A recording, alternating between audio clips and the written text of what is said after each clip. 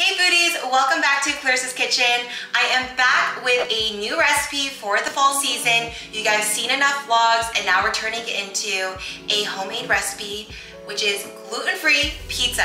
Yes, gluten-free pizza that has a fall inspiration of sauteed mushrooms, roasted butternut squash, pesto, and some cheese. I made a heart-shaped gluten-free pizza back on Valentine's Day earlier this year, and I want to share this with you guys and make it like a fall inspiration. Well, I'm already becoming super hungry while talking about this, so let's begin. I am going to be pouring a cup of water that's warm. It should be anywhere between 110 to 120 degrees Fahrenheit. So this is pretty warm. I am going to be putting some active dry yeast right here, and it's 1 packet of instant yeast, which is equivalent to 2 teaspoons and a 4 teaspoon of active dry yeast.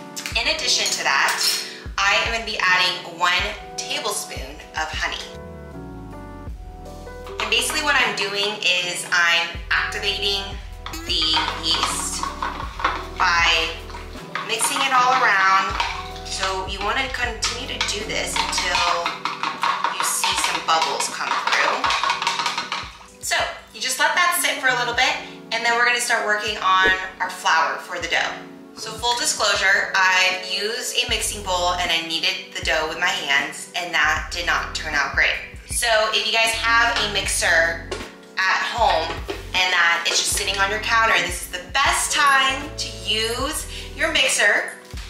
So I'm using Bob's Red Mill 101 gluten-free flour, and what's really great about the flour is that it has xanthan gum. And so xanthan gum is basically what keeps all the blended flour together, which is why I use this. But if you guys want to use like rice flour, which I have done, I've just done like rice flour with added xanthan gum, that will totally work. So 2 cups to go.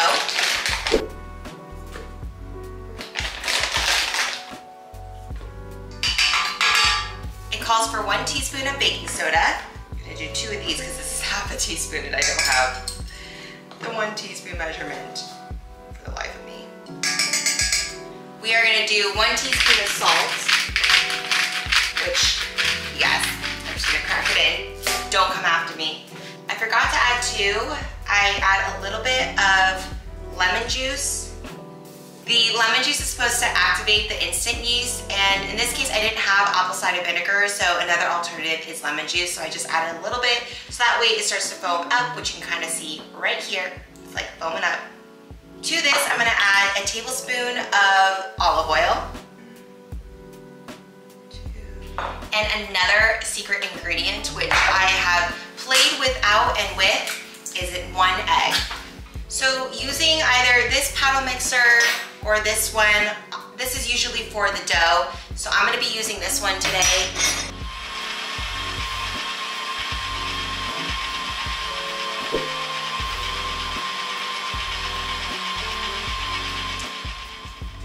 You just wanna scrape all the sides to make sure the dough is properly getting mixed. You basically want to continue to mix it until it turns into a ball. So now what we're going to do is let the dough rest for 30 minutes. We're going to add some olive oil to this, just about a tablespoon. I'm going to scrape the dough. It's now formed into a beautiful dough ball. So I just want to roll it into a ball. So I'm going to put it in the bowl, flip it around, making sure that it's not going to stick. And then what we're going to do is add a towel, and we're going to let this sit for 30 minutes. So while the pizza dough is resting, we are going to be making our toppings. I had already pre-roasted some sweet potato. I added some paprika, onion powder, garlic powder, salt, black pepper, and I just roasted it in the oven for 375 degrees Fahrenheit for about 35 to 40 minutes. What I'm gonna do is put potentially like chop it up just a little bit more, just so it's bite-size friendly. By the way, guys, I love this scraper. This also saves so much time. Instead of being worried about cutting your hands with a knife, you just use this scraper, and this is also really good for like dough and like cutting like this and everything like that.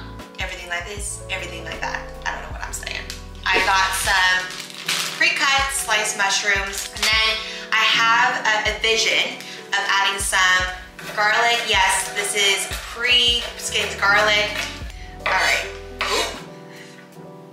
I legit had like a garlic just zoom on by. All right. And then I pull this rosemary from the garden outside, and it smells so good. All right. So we got the rosemary in. Now it's time to saute this.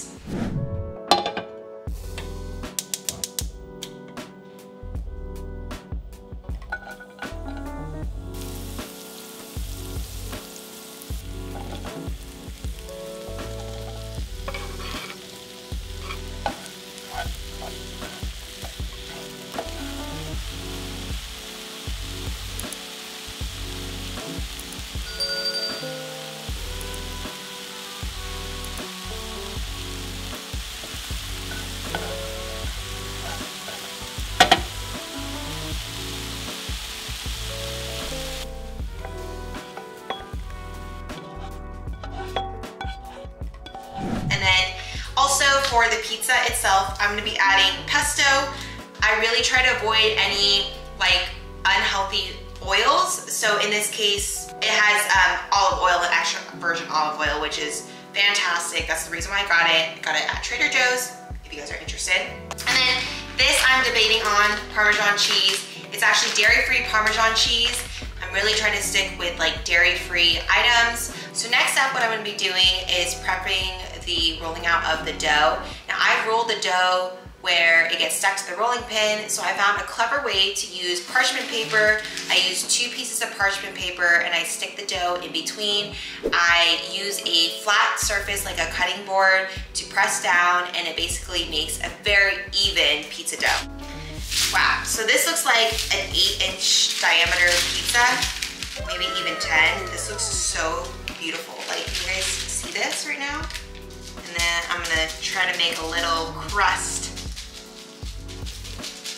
Probably like a 1/2 inch to the actual crust edge. Guys, this is so much fun now that I'm in this stage of the process. I swear, this is a lot of fun.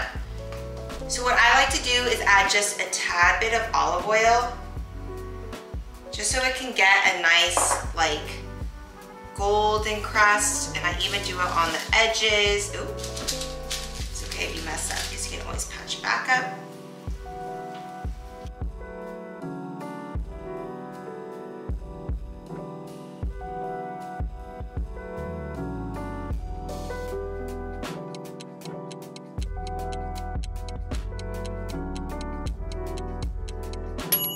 And look how beautiful the pre-baked pizza dough looks. It's a little bit thicker, but guys, it's holding its shape already. It's looking so good. So now it's time for the toppings. And what I'm gonna be adding is this vegan pesto. And then let's just smooth it over. You don't wanna get all the way to the edge of the crust because you still wanna hold it. Then what I'm gonna be doing, I will probably add a little bit of this Parmesan. Beautiful. All right, now we have the roasted butternut squash.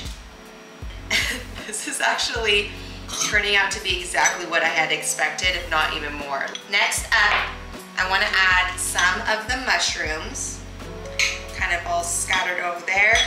I don't know what else to add except my go-to, black pepper. I know, call me crazy, but I do love black pepper on everything. And I would also like to add some red crushed chili flakes, just for some spiciness. Can't wait for this to finish baking.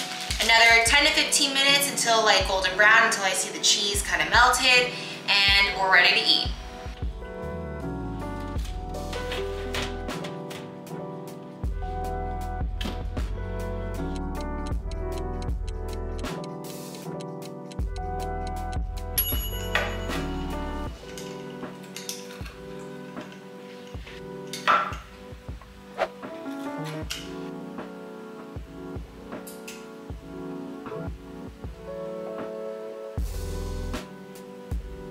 We did it, you guys. Here is the pizza. We are gonna give it a taste test. That is a great pizza. Look how nice the crust holds together. It's bouncy, it doesn't break on you. It's soft, but then it has a nice crust and like crunch to it. Well, I hope you guys enjoyed making this gluten-free and dairy-free pizza with me. I may have some stuff still stuck in my teeth, but if you want the full recipe down below, again, it's in the description box. You guys can follow along with me at Clarissa's Kitchen. Make sure that you subscribe, hit like if you really enjoy this recipe, and I hope you guys make this. If so, comment down below, and I'll see you guys next time. Bye!